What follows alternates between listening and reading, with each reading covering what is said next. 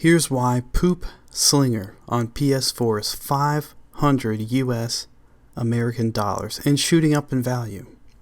It's easy to see this pop up in your recommendations and laugh. This grown man making a YouTube thumbnail reaction face holding Poop Slinger, the $500 PS4 game. It's 5 ounces of plastic, paper, and a disc that contains a video game that no one wants to play, that's available for $5 on Steam anyway.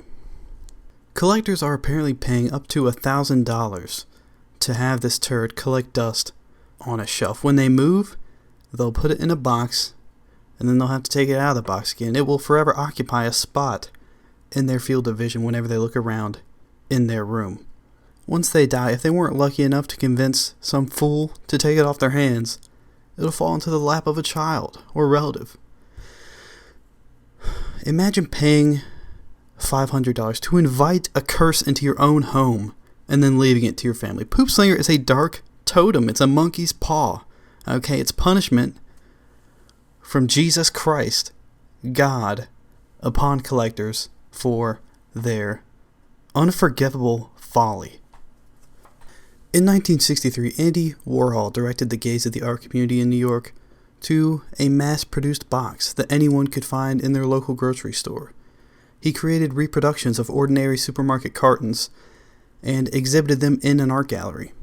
He expected them to be a hit, but they did not sell that well. He may have made a clever point about the mundane artistry of mass production or the beauty in ordinary objects or whatever, but what he didn't make is an object that people wanted in their homes. I consider Poop Slinger a counterpoint to Brillo Box, this art exhibition that Andy Warhol created. Brillo Box glorified the ordinary, mass-produced, utilitarian object. It brings attention to the simple aesthetics of the commonplace things that fill our lives. Poop Slinger is the inverse idea. It's shit, but rare. It's ugly, but aberrant. It's useless, but hard to get your hands on. Poop Slinger has no valuable name attached, no entertainment value, no veneer of artistic value, no use at all. It is perhaps the clearest demonstration of one of mankind's psychological shortcomings. Our primal brain hasn't caught up to the age of mass production. It's stuck in the scarcity mode.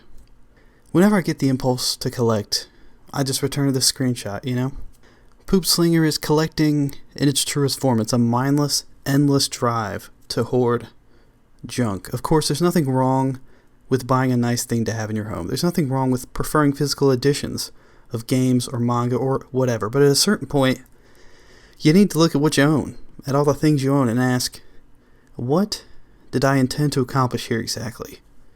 Look, rare, niche things can be very cool, but you shouldn't get that mixed up with rarity and nicheness being valuable in themselves, okay? Today, I want you all to go out there and appreciate some normal, commonplace shit, okay? Go drink a Coke and go play some Call of Duty.